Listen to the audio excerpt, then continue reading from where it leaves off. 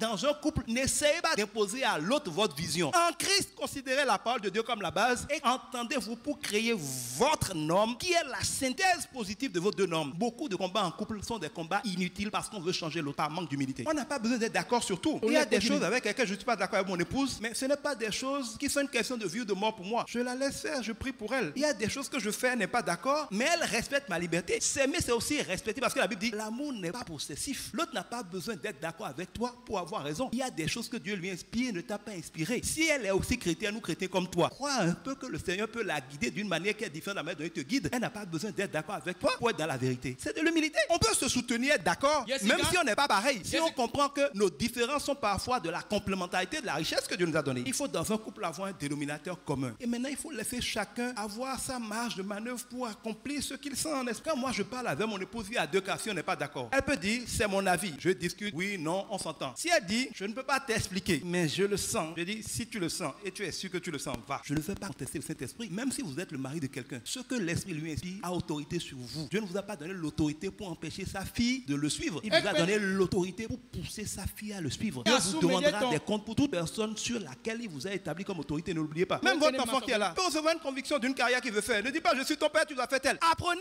à vos enfants, apprenez à votre conjoint, apprenez à vos collaborateurs à discerner l'esprit et apprenez quand quelqu'un dit, c'est Dieu qui m'a dit, soit c'est flagrant qu'il ment, mais dans mon cas, elle craint Dieu. Quand tu es sûr que la personne craint Dieu et la personne dit, j'ai la conviction de Dieu, laisse-la aller avec tes bénédictions. Pour choisir son conjoint, d'abord il faut être quelqu'un qui marche dans l'amour véritable. Avec tout le monde. Tu ne peux pas être la sœur impolie, un frère te dit bonjour, tu le lorgnes. Si tu es une sœur chrétienne, si tu es un frère chrétien, tu dois politesse, gentillesse, courtoisie à tout le monde, c'est le minimum. Tu ne peux pas être une frère ou une sœur impolie et maintenant, vouloir que Dieu te donne un conjoint, il faut commencer par la base. Même si quelqu'un te drague, ça ne te plaît pas, réponds-lui poliment, gentiment, même si ça doit être fermement. Tu n'as pas besoin d'humilier un homme pour lui dire non. Ne méprise jamais quelqu'un qui te drague parce que tu ne sais pas de quoi demain est fait. Sachez aussi que ce que nous voulons est souvent le contraire de ce que nous voulons. Ça veut dire quoi? Tu as une fille par exemple, tu veux un garçon responsable qui pourvoit bien aux besoins, qui est chic, qui est choc, qui est fidèle, mais en même temps tu veux que ce soit le gars qui aime bien danser, tu veux que ce soit le gars qui aime bien les boîtes de nuit et c'est en boîte de nuit que tu l'as rencontré. Le problème c'est quoi? C'est que certains des critères que tu veux sont impossibles à trouver dans d'autres choses que tu veux. Le gars qui est le bel homme et puis bon, il aime bien danser, il aime bien faire la fête, sera rarement un homme responsable et fidèle. Je ne dis pas qu'il n'y en a pas, mais c'est deux choses contradictoires. Donc, souvent tu cherches quelque chose de cœur, mais tu suis des apparences dans lesquelles il est impossible qu'il y ait ce cœur-là. Donc tu passes ta vie à chercher quelque chose que tu ne trouveras jamais parce que les voies que tu prends pour les trouver, il n'y aura jamais ça dessus. Mais les personnes qui ont le cœur que tu veux, tu vas voir que c'est le petit garçon de l'église là, il a l'air d'être pauvre, il n'est pas un gars chic et consort. Tu ne trouveras jamais de mari parce que tu ne regardes pas au cœur par l'esprit, tu regardes aux apparences. Tu attireras toujours l'apparence que tu veux, mais un gars qui va te maltraiter, te battre, avoir des maîtresses, avoir des enfants dehors, tu l'auras choisi.